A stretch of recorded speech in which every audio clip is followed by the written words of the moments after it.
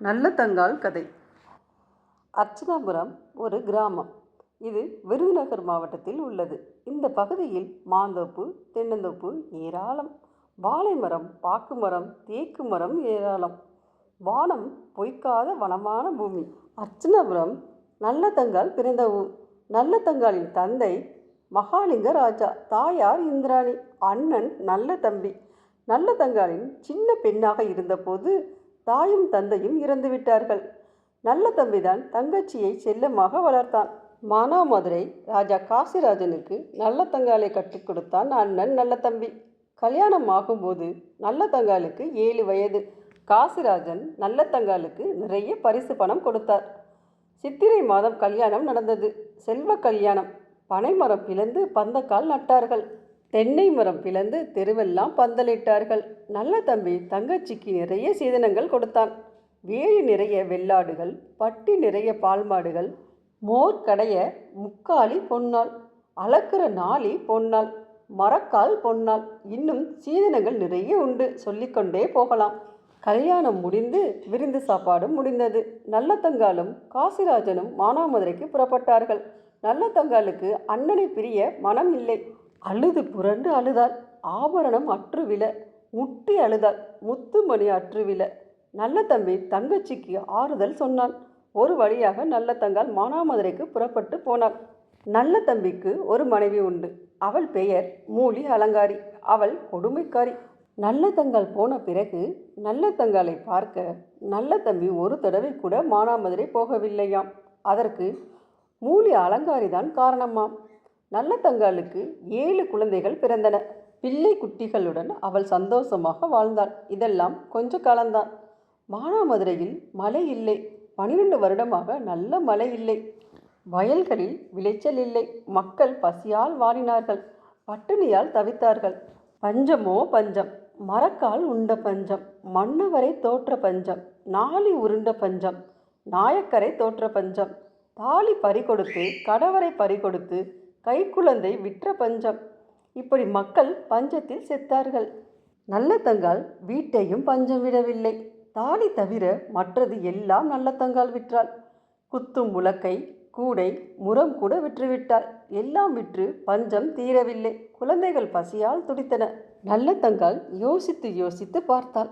இன்னும் கொஞ்ச நாள் நீடித்தால் பிள்ளைகள் பசியால் செத்து போகும் என்று பயந்தாள். ஒரு முடிவு எடுத்தாள். அண்ணன் வீட்டுக்கு பிள்ளைகளுடன் கொஞ்ச நாள் போய் இருக்கலாம் என்று முடிவெடுத்தாள். காசிராஜனிடம் தன் முடிவை சொன்னாள். காசிராஜன் நல்லதங்காள் சொன்ன முடிவை ஒப்புக்கொள்ளவில்லை. அடி பெண்ணே, வாழ்ந்து கெட்டு போனால் ஒரு வகையிலும் சேர்க்க மாட்டார்கள். கெட்டு நொந்து போனால் கிளையிலும் சேர்க்க மாட்டார்கள். கை கொட்டி சிரிப்பார்கள். நீ போக வேண்டாம். கஷ்டம் வருவது சகஜம். நாம் பிடித்து நிற்க வேண்டும். சாணி எடுத்தாவது தப்பி பிழைப்போமடி. வேலி விறகொடித்து விற்று பிழைப்போமடி என்று காசிராஜன் தன் மனைவி நல்லதங்காளிடம் பலவாறு சொன்னான். காசிராஜன் சொன்னதை நல்லதங்காள் கேட்கவில்லை. இனியும் தாக்கு பிடிக்க முடியாது என்று நினைத்தாள். சந்தனம் தொட்ட கையால் நான் சாணி வேலை தொட காலமோ, குங்குமம் எடுக்கும் கையால் நான் கூலி வேலை செய்ய காலமோ என்று சொல்லி நல்லதங்காள் அழுதாள். இதற்கு மேல் நல்லதங்காளை சமாதானப்படுத்த முடியாது என்று காசிராஜன் தெரிந்து கொண்டான். சரி, போய் வா, பிள்ளைகளை பத்திரமாக பார்த்துக்கொள் என்று சொல்லி வழி அனுப்பி வைத்தான். நல்லதங்காள் பிள்ளைகளை பாசத்தோடு அழைத்தாள். வாருங்கள் பிள்ளைகளா, உங்கள் மாமன் வீட்டுக்கு போவோம். அங்கே தின்பதற்கு தேங்காய் கிடைக்கும், மாங்காய் கிடைக்கும், ஓடி விளையாட மான் கிடைக்கும் என்று சொல்லி அழைத்தாள். பிள்ளைகள் ஆசை ஆசையாய் புறப்பட்டன. நல்லதங்காளும் பிள்ளைகளும் மானாமதுரையில் இருந்து அர்ச்சனாபுரத்துக்கு புறப்பட்டு வந்தார்கள். காடு மலையெல்லாம் தாண்டி வந்தார்கள். வனாந்திரங்களை கடந்து வந்தார்கள். அர்ச்சனாபுரம் பக்கம் வந்து விட்டார்கள். ஆனால் பிள்ளைகளுக்கு நடக்க முடியவில்லை. பசி பசி என்று கத்தினார்கள், அழுதார்கள். அந்த நேரம் பார்த்து நல்ல தம்பி அந்த பக்கம் வந்தான். படை பரிவாளங்களோடு வந்தான். வேட்டையாட வந்தான். வந்த இடத்தில் நல்லதங்காளையும் பிள்ளைகளையும் பார்த்தான். அந்த கோலத்தில் அவர்களை பார்த்ததும் கண்ணீர் முட்டி கொண்டு வந்தது. குதிரை அரிதாச்சோ, குடியிருந்த சீமையிலே பல்லக்குதான் பஞ்சமோ, பத்தினி உனக்கு கால்நடையாய் வர காரணம் ஏன் தங்கச்சி? என்று அழுது புலம்பினான். நல்லதங்காள் தன் வீட்டு நிலைமைகளை சொன்னாள். நல்ல தம்பி அவளை தேற்றினான். சரி தங்கச்சி, நம் வீட்டுக்கு போ. தெற்கு மூலையில் தேங்காய் குவிந்திருக்கும், வடக்கு மூலையில் மாங்காய் குவிந்திருக்கும், காட்டு யானை வாசலில் கட்டியிருக்கும், காராம் பசுவும் உண்டு. போ தங்கச்சி போ. போய் பிள்ளைகளுடன் பசியாறி இரு என்று நல்ல தம்பி சொன்னான். நல்ல தங்காள் அண்ணன் இல்லாத வீட்டுக்கு போக தயங்கினாள். அண்ணா, நீயும் கூட வா என்று அண்ணனை கூப்பிட்டாள். அம்மா நல்ல தங்காள், நீ முதலில் போ. உன் அண்ணி மூலி அலங்காளி உன்னையும் பிள்ளைகளையும் நன்றாக கவனித்துக் கொள்வாள். நான் பின்னால் வருகிறேன். சீக்கிரம் வந்துவிடுவேன். உன் பிள்ளைகளுக்கு விளையாட மான் கொண்டு வருவேன் என்று சொல்லி சமாதானப்படுத்தினான்.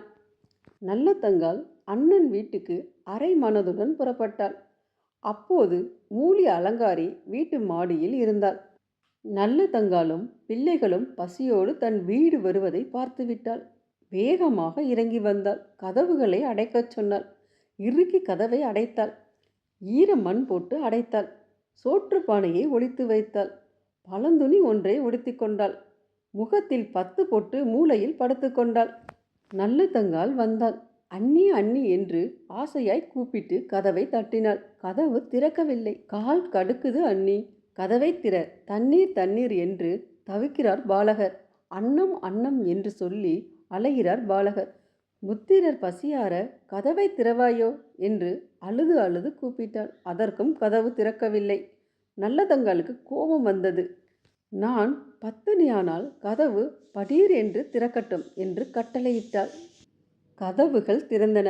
பிள்ளைகள் உள்ளே ஓடினார்கள். சுற்றி சுற்றி வந்தார்கள். ஒரு பண்டமும் இல்லை. மூலி அலங்காரி படுத்திருந்த இடத்தில் தேங்காயும் மாங்காயும் குவிந்து கிடந்தன. ஓடிச் சென்று ஒரு பிள்ளை தேங்காயை எடுத்தது. தாவிச் சென்று ஒரு பிள்ளை மாங்காவை கடித்தது. மூலி அலங்காரி விருட்டென்று எழுந்தாள். மாங்காயை பறித்து போட்டாள். 1000 மாங்காயில் அழுகல் மாங்காய் ஒன்றை எடுத்து கொடுத்தாள். தேங்காய்களை பறித்து போட்டாள். 1000 தேங்காயில் அழுகல் தேங்காய் ஒன்றை எடுத்து கொடுத்தாள். பார்த்தாள் நல்ல தங்காள். மனம் பதறினாள். அண்ணி, என் மக்களின் பசியை ஆத்துங்க என்று கெஞ்சினாள். மூலி அலங்காரி 7 வருஷம் மக்கி போன கோப்பையை கொடுத்தாள். திரிப்பதற்கு உடைத்த திருகை கொடுத்தாள். உலை வைக்க ஓட்டை பானையை கொடுத்தாள். எரிக்க ஈரமட்டைகளை கொடுத்தாள். நல்ல தங்காள் பொறுமையாக கேப்பையை திருகில் போட்டு அரைத்தாள். எப்படியோ கஷ்டப்பட்டு கஞ்சி காய்ச்சினாள். ஈரமட்டைகளை வைத்து எரித்தாள். கூழும் கொதிக்கணும், குழந்தைகள் பசியும் ஆறணும் என்று தெய்வங்களை வேண்டிக் கொண்டாள். ஒரு வழியா கஞ்சி கொதித்தது. ஆனால் பிள்ளைகள் கஞ்சியை குடிக்கப் போகும் நேரத்தில் மூலி அலங்காரி வந்தாள். பானையை தட்டிவிட்டாள். பானை உடைந்தது. கூழ் வழிந்து ஓடியது. பிள்ளைகள் அதை வலித்து குடித்தார்கள். நல்ல தங்காளுக்கு இந்த காட்சியை பார்க்க சகிக்கவில்லை. இனியும் அவமானப்பட வேண்டாம், செத்து விடலாம் என்று முடிவெடுத்தாள். பிள்ளைகளை கூப்பிட்டு தெருவில் இறங்கினாள். வீதியில் நடந்தாள். அவளை பார்த்தவர்கள் பரிதாபப்பட்டார்கள். சாப்பாட்டிற்கு தங்கள் வீட்டுக்கு அழைத்தார்கள். பச்சரிசி குத்தி தாரோம், பாலும் கலந்து தாரோம், பாலரும் நீயும் பசியாரி போங்க என்று கூப்பிட்டார்கள். நல்ல தங்காள் மறுத்துவிட்டாள். அரச வம்சம் நாங்கள், அண்டை வீட்டில் தண்ணீர் குடிக்க மாட்டோம் என்று சொல்லிவிட்டாள்.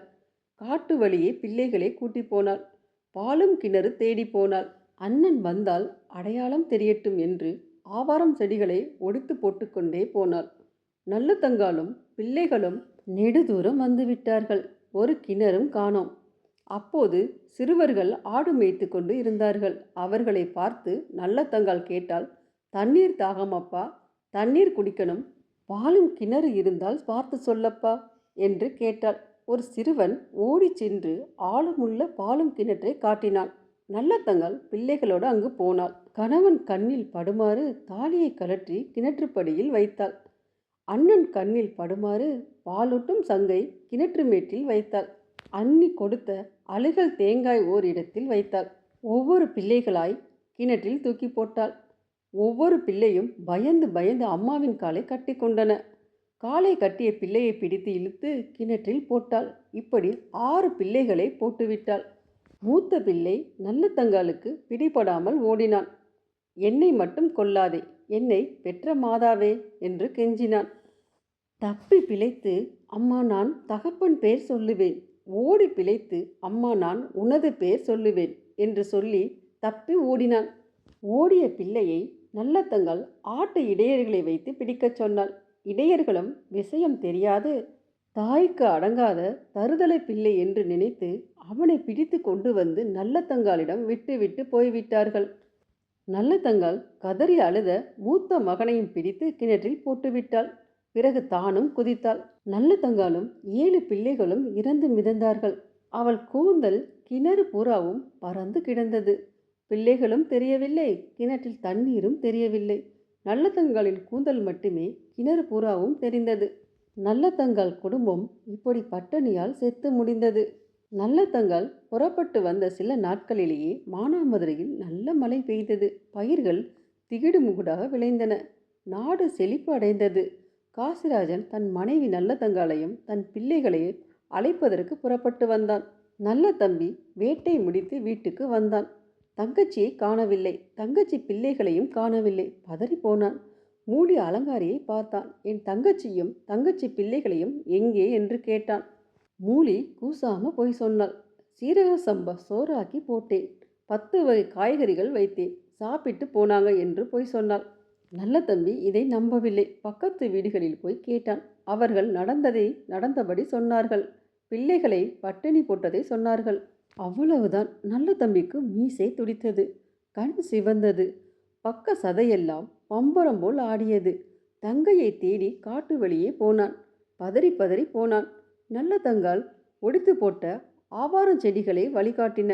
நல்ல தம்பி பாலும் கிணற்றின் பக்கம் வந்தான். உள்ளே எட்டி பார்த்தான். ஐயோ, தங்கையும் பிள்ளைகளும் செத்து மிதந்தார்கள். நல்ல தம்பி ஓங்காரமிட்டு அழுதான்.